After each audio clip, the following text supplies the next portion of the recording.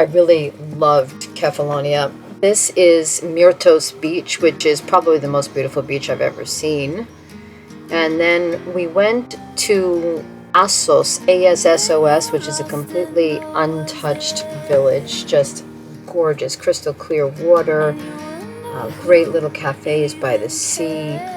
Above it is this walkway where you can actually see the village itself and go all the way up to the top, which is a fortress, former castle, etc. But the visit on the way up, the walk on the way up, was just to die for. We absolutely loved it. Corey and I just walked for about a mile and a half, so a mile and a half in each direction.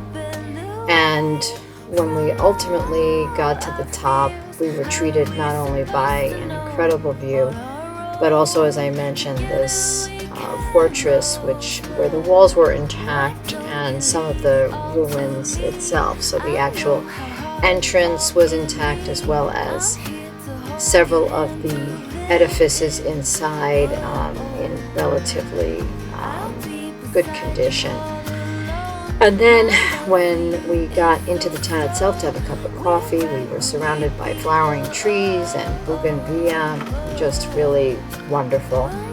And a little seaside lunch, of course. The day would never be complete without that. So we enjoyed that very much as well. There are several other areas, including the capital, that are lovely.